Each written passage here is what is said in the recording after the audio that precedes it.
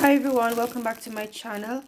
So I wanted to come and show you a tea blend that I'm preparing to be used to help with coughs, colds, sinusitis, rhinitis, anything to do with the sinus area.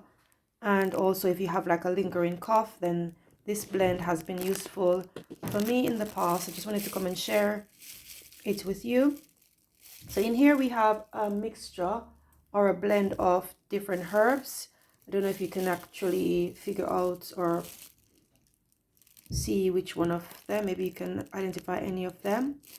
I am going to show you them. So it's mixed together, but I have mullein, I have lungwort, I have, can you figure this one out? Well, there are two of them in here. Let me just separate them. This one is olive leaf, and then this one is purple dead nettle. I also have thyme in there, and then over here I have some fresh stinging nettles. Now I've just gone and reaped these in my garden, so I need to clean them because they're organic. It's organically grown in my garden, guys. I use it for herbal blends and so forth, and I put absolutely no pesticides or anything on them. I put no additives, nothing that's not good for, that I consider unsafe for consumption. So because they're organic, I have to make sure that when I pick them, I sit, and it's quite therapeutic for me. I sit and I look over the leaves, look through all of them, make sure there are no bugs on them. In fact, I usually leave them outside and let the bugs escape, and then I come in and I clean them properly. Like you can see a little bug there trying to escape, so I'm going to basically go outside late in a bit and just let them escape, let them go off on their business to do their nature job. They're all useful, guys.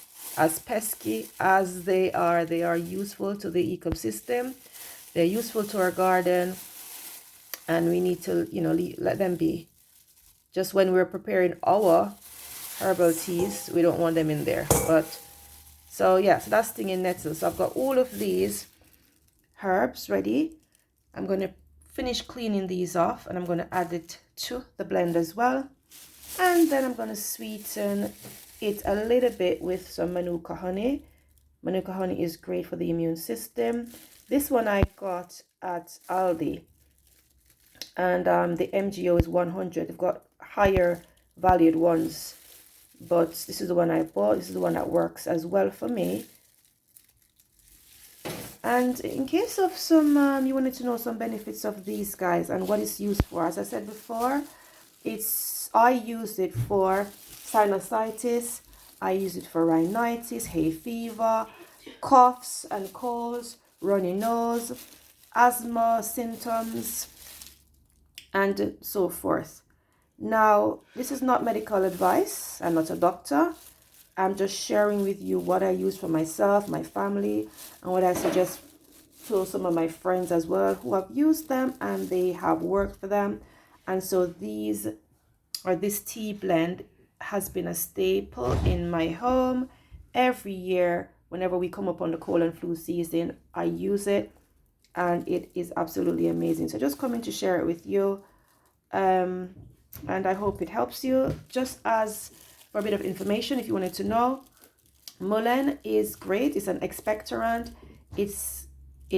And that means that it loosens and clears mucus from the lungs and sinuses, or I should say it helps to loosen and clear mucus from the lungs and the sinuses.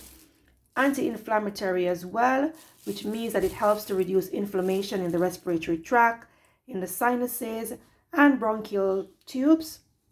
It also helps to soothe irritated tissue caused by persistent coughing or infection. And it's also a mild antimicrobial, guys, which means that it helps in the presence of like a sinus infection or like a post-viral viral cough. Okay, so that's mullein.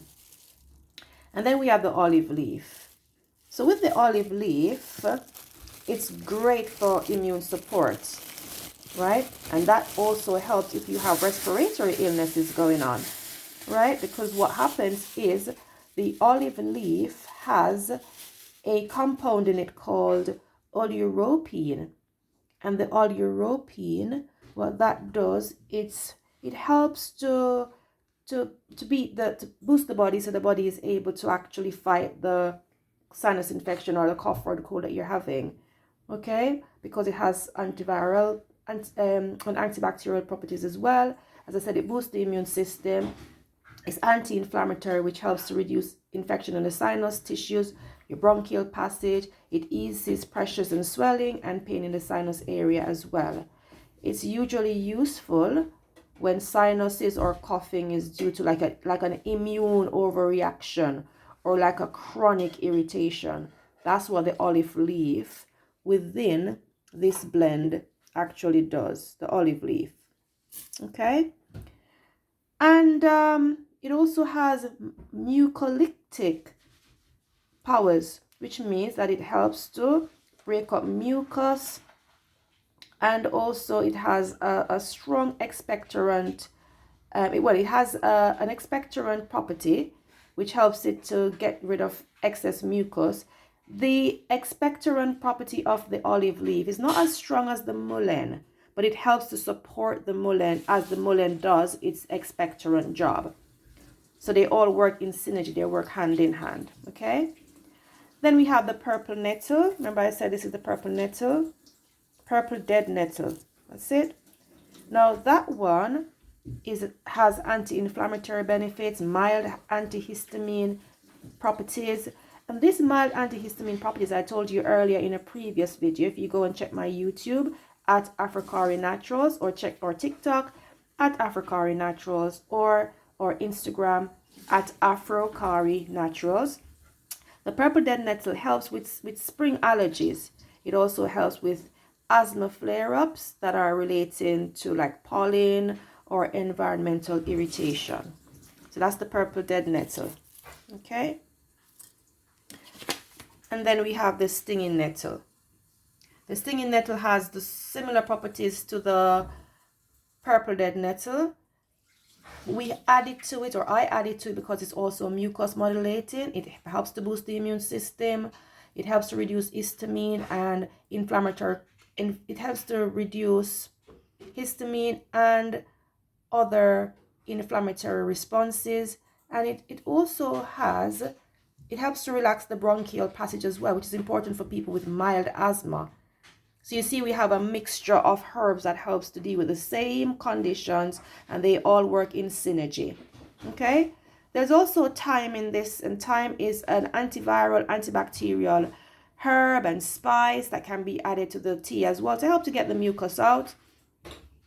We also have lungwort in it. I put lungwort in it. Lungwort is fantastic as a demulcent.